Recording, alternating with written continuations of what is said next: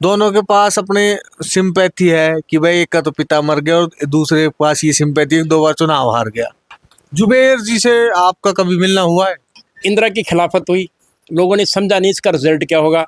खाद बीज के बारे में जो है हमें बिल्कुल 100% कंप्लेंट है। प्रशासन का बिल्कुल लूज रवैया है। मतलब वो नेता ऐसा होता है, वो काफ़ी चीज़ें छुपा करके भी जो है अपने सेंटीमेंट्स दबा देता था।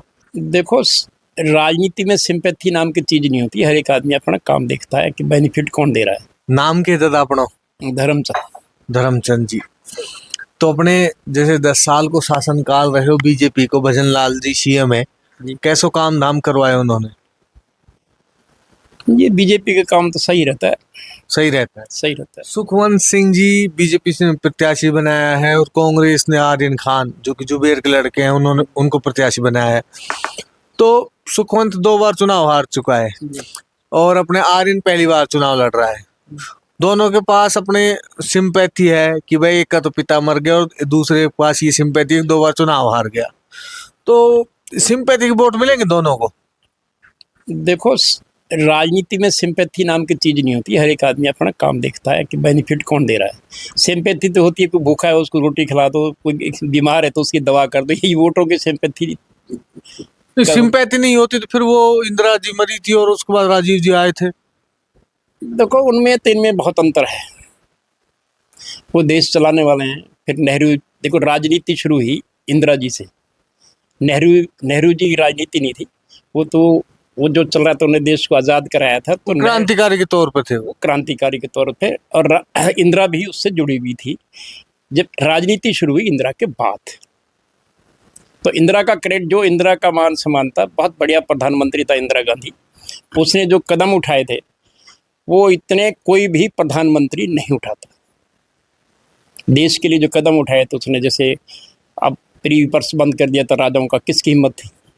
हाँ, बड़े बड़े काम है। बड़े बड़े काम, जैसे उग्रवाद को, पंजाब में उग्रवाद को ख़त्म करने के लिए उसने जो एक्शन उठाए थे, या इसमें जो है फैमिली प्लानिंग जो लागू की थी अपने सन 1977 में उसने की थी। और अब तक राग अला बजा रहे हैं। अब उनकी जो है उस टाइम अपनी आबादी थी 85 करोड़, और चाइना ने ये फैमिली प्लानिंग लागू की थी 80 में। उस टाइम उसकी आबादी थी 125 करोड़। वो 125 से 144 पे पहुंचा। आप 85 से इंदिरा की खिलाफत हुई, लोगों ने समझा नहीं इसका रिजल्ट क्या होगा, उसकी नीयत को नहीं समझा तो उसको हटा दिया। नहीं तो बहुत स्ट्रॉन्ग थी इंदिरा गांधी, उसका क्रेडिट राजीव गांधी को मिलना था। बाकी ये जो अब जा रहे हैं, इतने बड़े नेता नहीं है जो इनके साथ सिंपैथी। ठीक है, जो उनका समाज है, जैसे अब जुबेर खान जी का समाज है, वो तो वोट देगा उसको। जुबेर जी से आपका कभी मिलना हुआ है? हाँ, खूब। मैं 30 साल हो गए इस राजनीति में, बूढ़े हो गए हम तो। जब मिलना हुआ, कभी मिले आप? कैसा स्वभाव था जुबेर जी का? बढ़िया स्वभाव था। बढ़िया था। स्वभाव बढ़िया था। देखो यूँ तो मतलब वो नेता ऐसा होता है, वो काफ़ी चीज़ें छुपा करके भी जो है अपने सेंटीमेंट्स दबा देता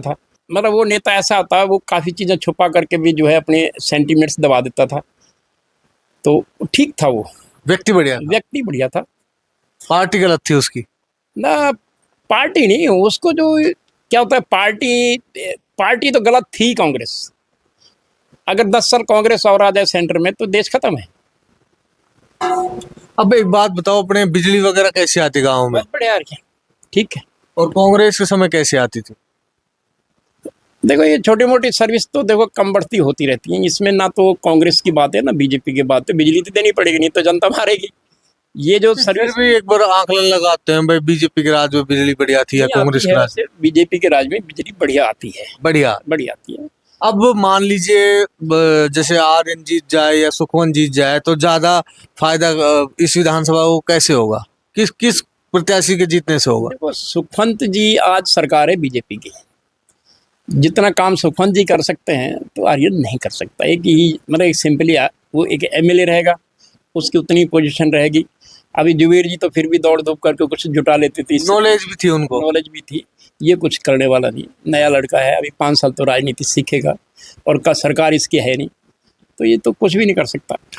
आपका मानना है कि सुखवंत जी बढ़िया काम करा सकते हैं, तो काम कौन कौन से करवाओगे अपने क्षेत्र के लिए?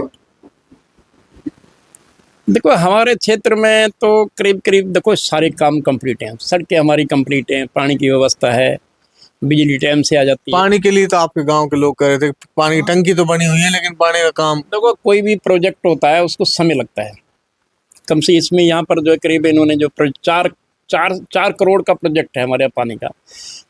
टंकी बन रही है, टंकी बनने में कम से बहुत बड़ी टंकी है, क्योंकि हमारे करीब 6,000 की जनसंख्या निकच की, तो बड़ी टंकी है। पाइपलाइनें भी अभी बिछ गई हैं, तो इनको 3 महीने 4 महीने में रेगुलर हो जाएगा। नहीं तो पानी की समस्या तो नहीं है। यहाँ पर भी पंचायतों ने भी सिंगल फेस लगा रखे हैं। यहाँ से जैसे अब इसी गांव के लिए इधर से भी पानी आता था, इधर से भी आता है, टंकियाँ बना रखी हैं, इनको भर देते हैं, लोग भरते हैं। ठीक है, घर घर सप्लाई नहीं है, लेकिन पानी की व्यवस्था है। पानी की व्यवस्था है गांव के अंदर। घर घर नहीं है, मतलब महंगाई, बेरोजगारी ये मुद्दे हैं। महंगाई, बेरोजगारी ये कोई मुद्दे नहीं है। एक बात बताओ, जो काम करता है आदमी वो खा रहा है रोटी, बढ़िया रोटी खा रहा है। जो आराम से बैठा हुआ है तो उसको तो नहीं मिलेगी। बिना काम के रोटी कहीं नहीं मिलती है। और महंगाई महंगाई नहीं है, नॉर्मल है। आप दुनिया से आप तुलना करके देखो, कहाँ महंगाई है। ये कह रहे हैं 100 रुपए किलो टमाटर बिक रहे हैं, 50 रुपए आलू बिक रहे हैं। देखो ये मौसमी चीजें होती हैं। आज जबरदस्त गर्मी पड़ी है, इस सीजन में बहुत गर्मी पड़ी है ना, जितनी सब्जी इतनी नष्ट हो गई। अब दोबारा सब्जी मार्केट में आने में टाइम लगता है। ये सब्जी है, ये चीजें जो ये सीजनल चीजें होती हैं, इनको महंगाई में काउंट नहीं किया जा सकता। आप स्वयं एक किसान परिवार से हो, और किसानी के अंदर जो बीज है, खाद है, वो सब महंगे हो गए हैं। इसके बारे में क्या कहोगे? देखो ऐसा है कि इस मामले में गवर्नमेंट की व्यवस्था सही नहीं है।